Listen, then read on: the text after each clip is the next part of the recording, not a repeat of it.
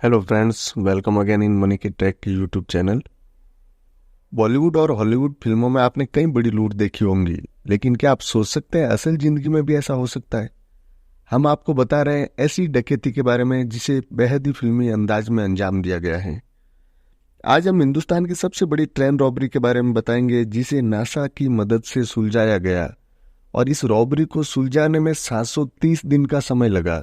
कहानी शुरू होती है 8 अगस्त 2016 सोमवार को रात 9 बजे तमिलनाडु के सैलम रेलवे स्टेशन से। गाड़ी संख्या 11,064। ट्रेन का नाम चेन्नई सैलम इग्मोर एक्सप्रेस। अंधेरी रात में चेन्नई सैलम एक्सप्रेस धड़ धड़ करती अपनी मंजिल की तरफ बढ़ रही थी। यात्री खाना खाकर सोने को तैयार थे, लेकिन उन 7 लोगों के दिमाग में हलचल मची थी। उन्हें आज अपनी जिंदगी की सबसे बड़ी डकैती को अंजाम देना था। ऐसी डकैती जो उन्हें इतना अमीर बना दे कि फिर कभी कोई दूसरी डकैती न करनी पड़े। धड़धड़ाती ट्रेन आगे बढ़ रही थी और ये 7 चोर उस पल का इंतजार कर रहे थे जब इस ट्रेन से करोड़ों रुपए साफ किए जा सके। रात करीब 9 बजे 11,064 Salem Chennai Egmore express Salem railway station से रवाना हुई थी और चेन्नई की तरफ तेजी से आगे बढ़ रही थी। इस ट्रेन की 2 बोगी में रिजर्व बैंक ऑफ इंडिया के 342 करोड़ रुपए थे, तो 226 लकड़ी के बॉक्स में रखे हुए थे। 4 लोग ट्रेन की छत पर बैठे थे। रात गहरी होने लगी थी। ट्रेन सैलम से काफी आगे बढ़ चुकी थी, करीब 150 किलोमीटर आगे। विरुद्धाचलम स्टेशन आया। ट्रेन रुकी, लेकिन रात होने की वजह से यात्रियों की हलचल नहीं थी। तकरीबन सब लोग सो चुके थे। ट्रेन ने अपना इंजन बदला। अब तक ट्रेन बिजली वाले इंजन पर थी, लेकिन इससे आगे डीजल इंजन ने जगह लेनी थी। सीटी बजी और फिर ट्रेन ने विरुद्धाचलम स्टेशन छोड़ दिया। अब वक्त आ गया था ट्रेन को लूटने का, उस डिब्बे को लूटने का जिसमें रखे थे 345 करोड़ रुपए। हैरान मत होइए, ट्रेन में इंजन के ठीक पीछे वाली बोगी में रिजर्व बैंक के 345 करोड़ रुपए ले जाए जा रहे थे। जैसे ही इंजन बदला, रुपयों से भरी ट्रेन की बोगी सबसे पीछे हो गई। मोहन सिंह पारदी और उसके 4 साथी जो रेलगाड़ी की छत पर बैठे थे, वो अब तैयार थे सबसे बड़ी लूट को अंजाम देने के लिए। इन चारों के पास सिर्फ 45 मिनट का वक्त था। ये ट्रेन अगले स्टेशन पर पहुंचने में 45 मिनट लेती है। अगला स्टेशन चिन्ना सलेम था। इन्हीं 45 मिनट के अंदर मोहन सिंह और उसके साथी अपना काम कर चुके थे।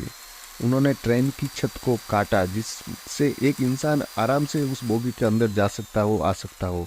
उन्होंने उस ट्रेन में से 5 करोड़ 80 लाख रुपए निकाले और उन्हें बाहर फेंक दिया, जहां ट्रेन के साइड में खड़े उनके 3 साथी उनका इंतजार कर रहे थे।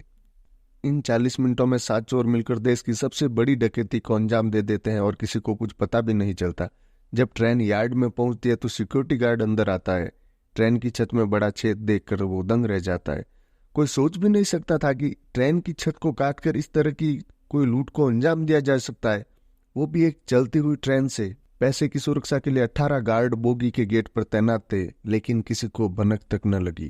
यह खबर पूरे देश में आग की तरफ फैल गई।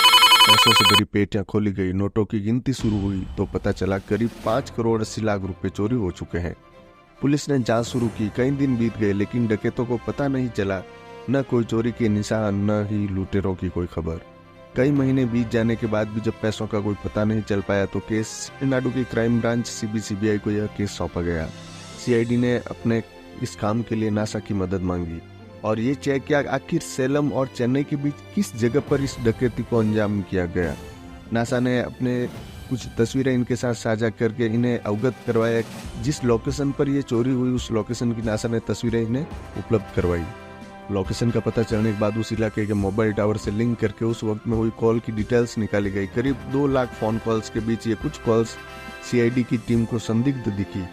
ये नंबर थे मध्य प्रदेश के।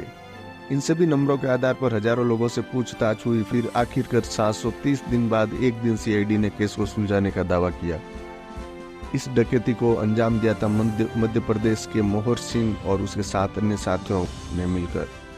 मोहर के 4 साथी तमिलनाडु के थे, जबकि मोहर समेत 3 मध्य प्रदेश के। जैसे ही मोहर सिंह पादरी के गैंग को इस बात की खबर मिली कि 8 अगस्त 2016 को चेन्नई सैलम एक्सप्रेस से रिजर्व बैंक के करोड़ों रुपए जा रहे, तो उसने अपने साथियों के साथ ट्रेन को लूटने का प्लान बनाया। उसने अच्छी खासी रेकी की। करीब 8 दिन तक मोहर सिंह रोज इस ट्रेन में सफर करता रहा और ये देखता रहा किस जगह पर ट्रेन को लूटा जाए। और सिंह की गैंग ने करीब 5.5 करोड़ रुपए 5.80 करोड़ रुपए लूटे।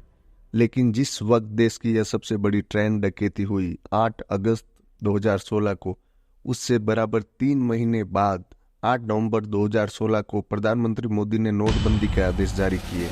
नोटबंदी के ऐलान के बाद पुरानी करेंसी बेकार हो गई। मोहर सिंह का गैंग के पास पैसा इतना था लेकिन वो उनका इस्तेमाल नहीं कर सकते थे और फिर सीआईडी ने थोड़े दिनों में पूरे गैंग को गिरफ्तार कर लिया। इस ट्रेन रॉबरी के बारे में जानकारी मिलने के बाद आपको कैसा लग रहा है? क्या आपको यह वीडियो अच्छा लगा? आपका जवाब अगर हाँ है तो इस चैनल को लाइक एंड सब्सक्राइब जरूर करें।